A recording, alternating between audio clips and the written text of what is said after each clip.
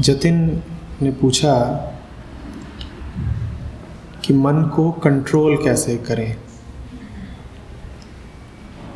मन को अपने अधीन कैसे करें, मन को संयम में कैसे लाएं। और उसी संबंधित अगली बात पूछी कि एकाग्र कैसे हो जाए, कंसंट्रेट कैसे करें। एक तो बातें समझनी पड़ेंगी।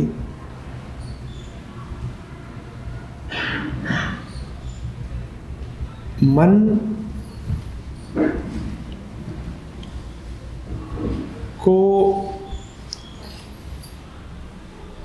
कंट्रोल करने की जो चाह है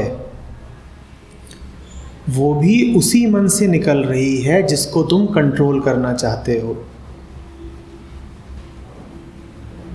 समझ रहे हो बात को?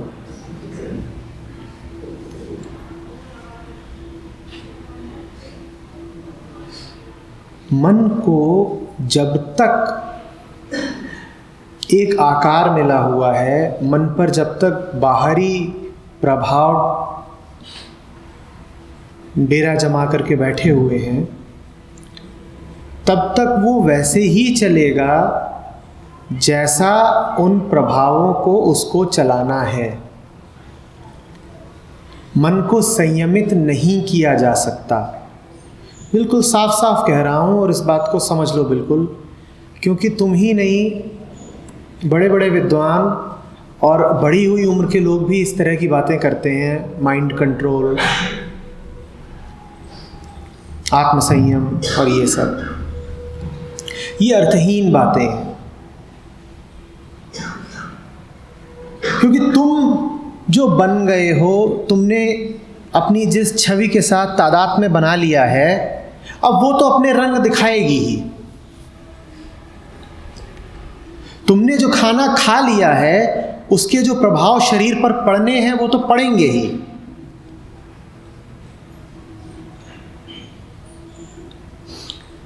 तुम ऐसा ही सवाल पूछ रहे हो कि तुम खूब सारा ऐसा भोजन कर लो जो शरीर में गर्मी पैदा करता है और फिर कहो कि अब टेम्परेचर कंट्रोल कैसे करें। अब नहीं हो सकता कुछ भी। सोडियम पर पानी पड़ गया है, अब तो जो होना है सो होके रहेगा, विस्फोट होगा। पर तुम्हारी गहरी से गहरी इच्छा यह है कि सोडियम पर पानी पड़ता भी रहे और विस्फोट भी ना हो। तुम दोनों हाथों लड्डू रखना चाहते हो। तुम कहते हो हम जिस प्रकार का जीवन जी रहे हैं, जीते भी रहें, उसके मजे भी लूटते रहें और मन भी वैसा ही चले जैसा मन की मर्जी है। नहीं, ऐसा नहीं हो पाएगा। कर्म फल तो भुगतना ही पड़ेगा।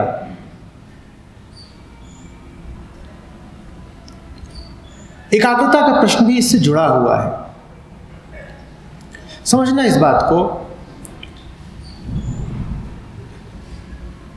हम सबके मन संस्कारित हैं, हम सबके मनों को एक आकार दे दिया गया है, उन सब पे कुछ रंग चढ़ा दिए गए हैं। जैसे हमें संस्कार दे दिए गए हैं वैसी ही हमारी एकाग्रता हो गई है। तुम भूल कर रहे हो अगर तुम सोचते हो कि तुम एकाग्र नहीं हो सकते। तुम सब गहरे से गहरी एकाग्रता को पाते हो, लेकिन उस एकाग्रता के विषय वही होते हैं जो तुम्हें तुम्हारे संस्कारों ने सिखाए हैं। मैं अभी यहाँ पर पीछे एक कोलाज लगा दूं जिसमें 100 प्रकार के चित्र हों और उसी में बीच में कहीं पर एक छोटा सा ऐसा चित्र हो जो तुम्हारे मन को खूब रुचता हो, तुम एकाग्र हो जाओगे।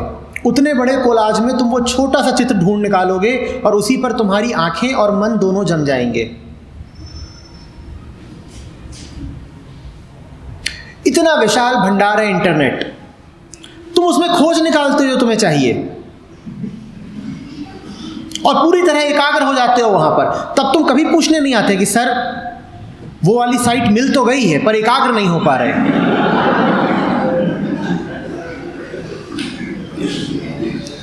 मैंने कभी ऐसा सवाल पूछते तुम्हें सुना ही नहीं। दुनिया की जितनी बेहूदगियां हैं उन पर तुम पूर्णतया एकाग्र हो जाते हो, कोई दिक्कत ही नहीं होती। तो कभी मत कहो कि हम एकाग्र हो नहीं पाते, बल्कि पूछो अपने आप से कि मन ऐसा कैसे है कि उसने यही विषय चुन लिए हैं एकाग्रता के।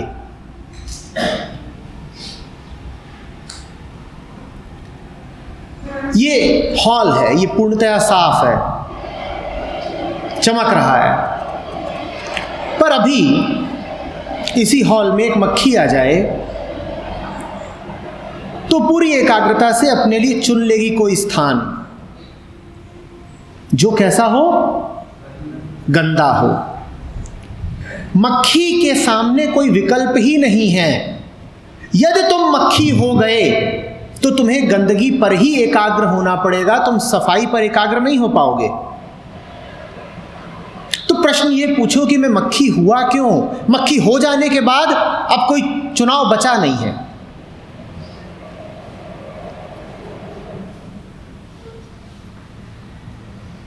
घोड़ा हो जाने के बाद अब घास दिखते ही एकाग्र हो जाओगे। इतना ऊंचा उड़ती है चील और बड़ी एकाग्रता से जमीन पर पड़े हुए छोटे से छोटे मांस के टुकड़े को पकड़ लेती है। अगर चील हो गए तो मांस के छोटे से टुकड़े पर एकाग्र होना ही पड़ेगा।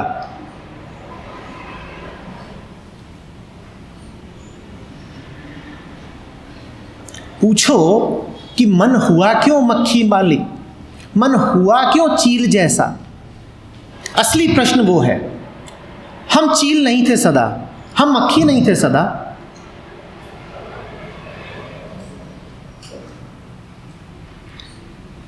बच्चा काफी कुछ साफ, खाली, निर्दोष ही पैदा होता है। हाँ होता है, कुछ संस्कार होते हैं, पर बहुत कुछ साफ होता है, जैसे एक खाली स्लेट। तुम पूछो कि ये सब मैं अपने ऊपर क्या लिख के बैठा हुआ हूं, और जो तुम लिख करके बैठे हो मन उधर को ही जाएगा, तुम नहीं कर पाओगे उसको संयमित। जो तुम्हारे मन ने धारणा बना ली है कि महत्वपूर्ण है, मन उसी पर एकाग्र हो जाएगा। तुम मन को नहीं रोक पाओगे, लड़ जरूर लोगे, और लड़ते तुम तैयार रहते हो मन से। उस लड़ाई को तुम कभी जीत नहीं सकते। तुम मन का दमन कर लोगे, अधिक से अधिक यही करोगे कि मन कहीं को भागना चाहता है और तुम मन के साथ जबरदस्ती करके उसको चुप कर दो। जबरदस्ती चुप कर भी दिया तो क्या, वो कुलबुलाता रहेगा और तुम कष्ट में रहोगे।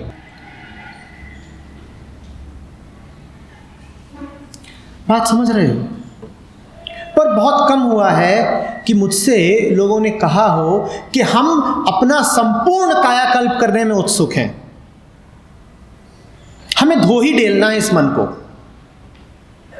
हमें कुछ शेष नहीं रखना, हमें नहीं लगाव है कि हमने ये जान लिया, ये पढ़ लिया, ये संस्कार हैं, ये धारणाएं हैं, ये रूढ़ियां हैं। ऐसा कोई मिलता ही नहीं बहादुर जो कहे कि मैं तैयार हूं अकेला खड़ा होने को, धारणाओं को पीछे छोड़ के। हाँ, लोग ये सवाल पूछते जरूर मिल जाते हैं कि देखिए, बीमार तो हमें पूरी तरह रहना है क्योंकि हमने ये मान ही रखा है कि बीमारी हमारा स्वभाव है, पर यह बताइए कि बीमार रहते हुए भी हमें बुखार कैसे ना आए? अब ये तुम असंभव की मांग कर रहे हो, तुम असंभव की मांग कर रहे हो। तुम कह रहे हो बीमार तो हमें रहे आना है, पर बीमार रहते हुए भी हम सहज सा, स्वस्थ सा कैसे अनुभव करें? कोई नुस्खा दीजिए। ऐसा कोई नुस्खा कभी हुआ नहीं। हाँ, ऐसा नुस्खा देने वाले नकली हकीम बहुत हैं बाजार में, पर वो तुम्हें धोखा ही दे रहे हैं। बीमारी जाएगी तो पूरी जाएगी, स्वास्थ्य आएगा तो पूरा आएगा।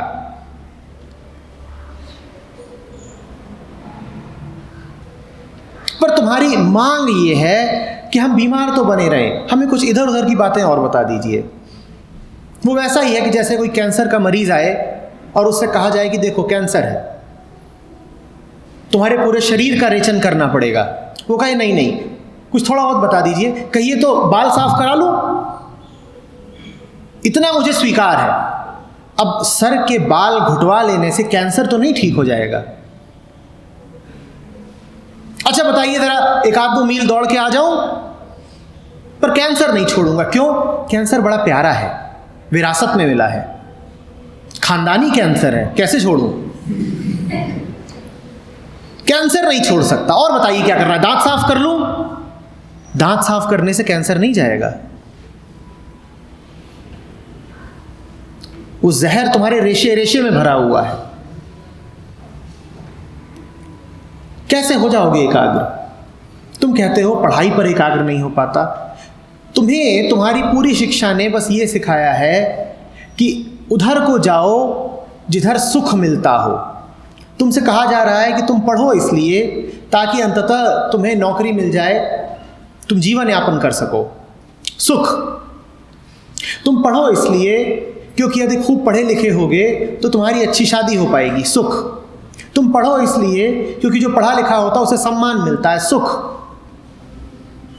तो जब पूरी शिक्षा तुम्हें यह कह रही है कि शिक्षा का उद्देश्य ही सुख की प्राप्ति है, तो जब तुम पढ़ने बैठे हो उसी समय सुख किसी और दरवाजे से आ रहा है तो तुम उधर को क्यों ना जाओ?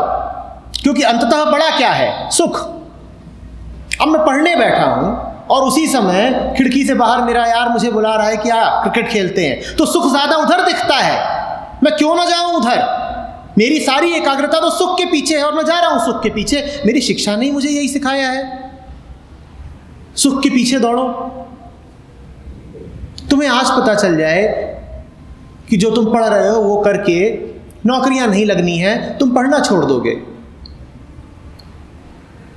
या तुम्हें यह पता चल जाए कि कॉलेज आने के लिए, यूनिवर्सिटी आने के लिए अब अटेंडेंस की कोई आवश्यकता नहीं है, तुम कॉलेज आना छोड़ दोगे। तो तुम्हारी शिक्षा ने जो तुम्हें दूसरी चीज सिखाई है वो है डर।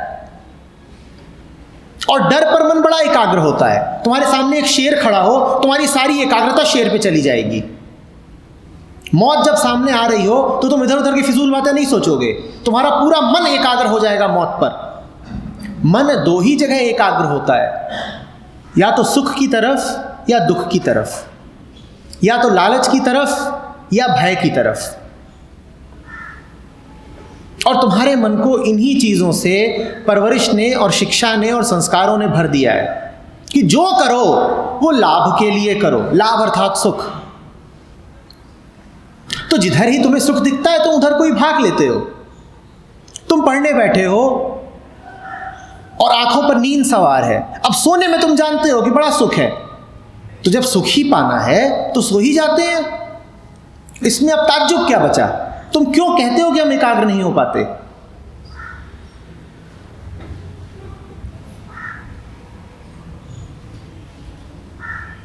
मन पूरे तरीके से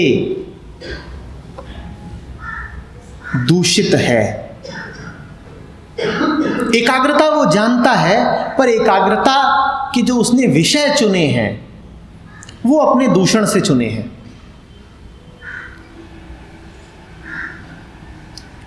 और उत्सुक हो अगर मन का पूरा शोधन करने में, तो अपने जीवन को सुबह से शाम तक देखो, आज का ही दिन देख लो, चाहे कल का, चाहे बीते हुए कल का और चाहे परसों का, और देखो कि मन कहाँ कहाँ नहीं जा कर के बैठ जाता था। ऐसा नहीं है कि ये पक्षी कहीं बैठना जानता नहीं, पर ये सबसे गंदी डालें चुन रहा है बैठने के लिए।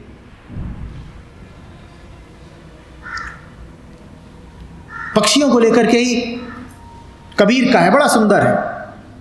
पहले यह मन कागा था करता आत्मघात। आ रही है ना आवाज कागा की? पहले यह मन कागा था करता आत्मघात, अब तो मन हंसा भया मोती चुन चुन खात। तो मन जब कौवे जैसा हो गया है तो गंदी से गंदी जगह जाकर के बैठ जाता है, वही उसकी एकाग्रता है। और कहा है कबीर ने कि मन को हंस जैसा कर लो, जिसका गंदगी की ओर ध्यान ही न जाए, जो गंदगी में से भी बस मोती चुन चुन के खाए। उसके लिए तैयार हो क्या? उसके लिए बहुत कम लोग तैयार होते हैं। लोग कहते हैं नहीं, कौवा तो हमें रहे आना, हम खानदानी कौवे हैं, कौवा रहते हुए भी हमें मोती चुगने हैं। नहीं, वो नहीं हो पाएगा। कौवा तो आत्मघात ही करेगा। और ये बात बड़ी पुरानी है, जिन्होंने भी जाना है इस बात को जान लिया है।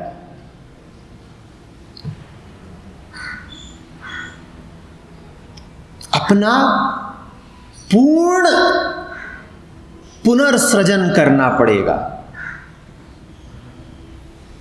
तब बात बनेगी। सवाल सिर्फ ये नहीं है कि जब किताब के साथ बैठ रहे हो तब क्या हो रहा है, पूरे दिन का सवाल है, पूरे जीवन का सवाल है। मैंने कहा पूरे दिन को देखो। सुबह उठते हो तो मोबाइल में क्या देखते हो, किधर को जा रहे हो, अखबार में कौन सी खबरें हैं जिनकी ओर जाते हो, किन लोगों को तुमने अपना दोस्त बना रखा है। और जैसे जैसे पूरे जीवन में तब्दीली आना शुरू होगी, तुम पाओगे कि तुम्हारी एकाग्रता भी बदलने लगी है। वो एक पूर्ण बदलाव होगा, जीवन के किसी हिस्से में आंशिक बदलाव नहीं। तुम पाओगे कि तुम्हारे निर्णय, तुम्हारी पसंदें पूरी पूरी बदल रही हैं। तुम एक किताबों की दुकान में जाते हो, तुम्हें कौन सी किताब पसंद आती है, ये बात बदल गई है। तुम टीवी खोलते हो, तुम्हें कौन सा चैनल पसंद आ रहा है, वो बदल गया है। तुम्हारी एकाग्रता का पूरा केंद्र ही बदल गया है।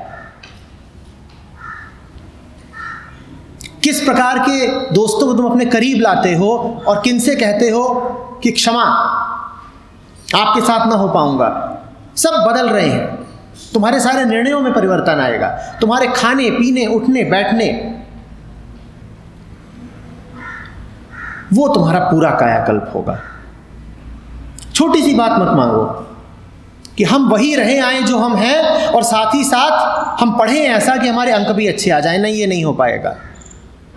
जैसा पूरा जीवन है, पढ़ाई भी वैसी ही होगी। जब पूरा दिन अव्यवस्था में गुजरता है, जब पूरा दिन भय और लोभ में गुजरता है, तो मात्र पढ़ाई के क्षण में तुम दूसरे नहीं हो पाओगे। इस कमरे के बाहर जो तुम थे और इस कमरे के भीतर जो तुम हो, वो कोई नया अवतार नहीं हो सकता। जो घर से निकला है और जो कॉलेज में है, ये दो नहीं हो सकते। जो खेल के मैदान पर है और जो पुस्तक के साथ है, ये दो नहीं हो सकते। जीवन एक है, पूर्ण है। पूरे जीवन पर ही ध्यान देना होगा।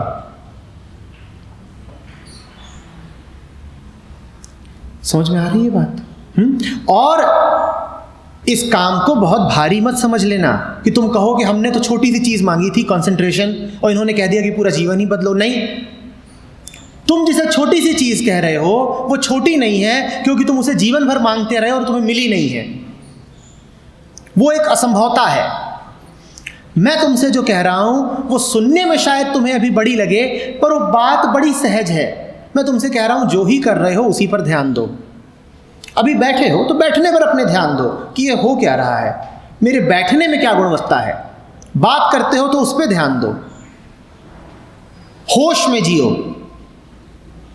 और जब तुम होश में जीने लगोगे तो तुम पाओगे कि अब तुम्हें एकाग्रता की जरूरत ही नहीं रही, क्योंकि एकाग्रता भी एक प्रकार का संयम है, एकाग्रता भी एक प्रकार का खिंचाव है। तुम कहोगे एकाग्रता अब चाहिए किसको? अब तो मन बिल्कुल नदी की तरह हो गया है, जो बिल्कुल ठीक दिशा में ही बहता है अपने आप। उसको कोई दिशा दिखाई नहीं जाती, वो खुद जानता है कि सागर किधर है और अपने आप बहता है।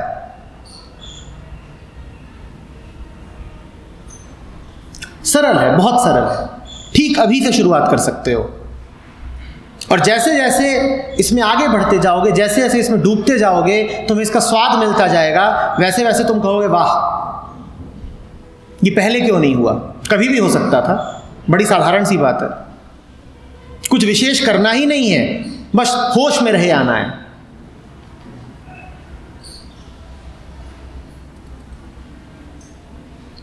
ठीक है।